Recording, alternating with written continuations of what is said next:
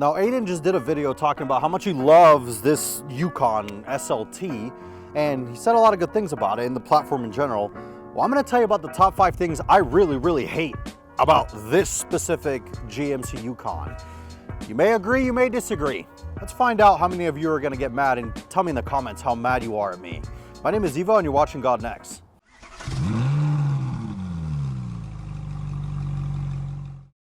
Now, my first hate about this specific truck, let me pop this hood and I'll show you. So you might say, what is this guy talking about? Why would he hate this V8? Well, not necessarily. Actually, I can't say that because I'll tell you guys in a second. But my first thing that I hate about this specific truck is the engine options. I mean, if you buy an SLT, the only 2 engine options you have are this, which is the 5.3 V8, and we'll get into that in a second, or a 3-liter turbo diesel Duramax, which is, I've never driven one. I've heard they're decent motors, but I don't know anything about it. I can't give you guys or tell you guys about it because I've never driven one of those, but I've driven plenty of these 5.3s. And that's gonna segue me into the second thing that I really don't like about this truck. That's the 5.3 in general. Now, you're thinking to yourself, the 5.3 is a bulletproof, reliable motor, and it's great. All things that are very true. But it is a very underpowered V8, which honestly, why, if I'm spending this much money on a GMC Yukon, why would you not give me the option to pick the 6.2? If I buy a Denali for $100,000, you'll give me the option, but why can't I have the option in this? I mean, GM does things that kind of baffle me, but let's move on to the third thing. We're gonna hop inside. Now, the next thing that we're gonna talk about in here that I really don't like is this. This shifting thing with the buttons, I'm not a big fan of. I don't know what the whole point of this was. I think it's to give you more storage space. But if you've seen the Escalade has an old school style shifter where you pull it and it does its own thing. Or give me a steering column. I'm not a big fan of this button stuff because it feels really cheap, and also it's weird. So you think, you're in park, you're gonna go to drive, you push the brake and you push D, nothing happens. P and N work, but none of this works. You have to pull the button and then it puts it into D, which I'm not the biggest fan of. I think this is really cheap and it's just too flimsy. Now you may be thinking to yourselves, again, he's just yapping, but realistically, why not give me a column shifter?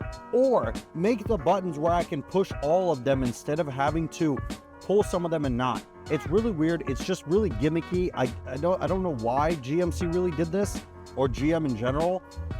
The car would have been way better off with a old school style shifter in the center or a column. I just honestly would have been much better. Now, the fourth thing on this list is gonna be options. Now, what do I mean by options? I hate how a lot of the American brands will lock you out of certain options that you can pick on these cars because of the trim you pick. Now, what am I talking about? Now, you cannot buy a Yukon SLT and get Super Cruise. It's not an option. You have to get a Denali, which is a $95,000 truck, to get Super Cruise. Similar concept with the Expedition, similar concept, I think, with, actually, I don't even think Dodge has an option for it, or Dodge doesn't even offer something that really competes with this. They have the Durango, that's more of a Traverse, Explorer sort of thing, but it just sucks. Why do I have to be locked out of options? It just seems like GM does this to force you to buy the more expensive car. I mean, if you want Super Cruise, if you want a much nicer interior, like in the review, Aiden was talking about the screen and how the Denali has it integrated here. That's all a part of getting the Denali, the $95,000 truck. Whereas with the X7 or the GLS, it's not a thing. You can option everything into those cars. You can buy a base GLS 450 and make it more expensive than a GLS 63 with options, because they allow you to do that. Now, is that smart? No, you really shouldn't do that, but it's nice that the option's there. People harping on Porsche and all that for having these crazy expensive options, but I like the fact that the options are there and that you can do them. I mean, what are we doing?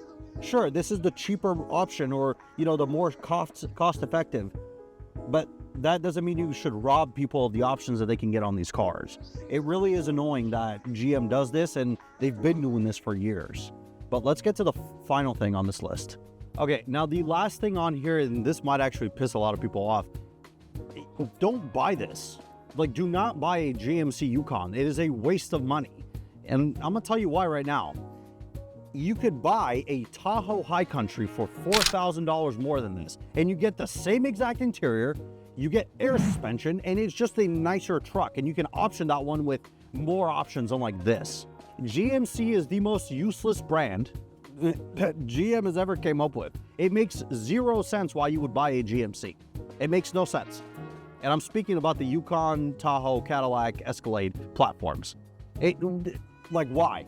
Why does there need to be something in between Chevy and Cadillac? It makes no sense. I mean, tell me in the comments, if you were diehard GMC fans, why you would ever go out and buy one of these. Like, what is the point of this? All right, now that I've pissed off 99% of you, again, I don't think for the money or just in general, this is worth it. I mean, the whole point of this is, why does this even exist? Like, why do we have a GMC Yukon when you can just buy a Tahoe or an Escalade? I mean, let me know down in the comments what you guys think. Am I just over yapping, or is this a logical thing? Again, also with the 5.3, I'd love to talk to you guys about it in the comments. But if you enjoy more, or if you enjoy these kind of videos or things like this, make sure you check out our channel. Make sure you like and subscribe. Let us know down below if there's anything that we missed or anything that I missed that I can do better. And thank you all so much for watching. I'll see you guys in the next video. Have a great day.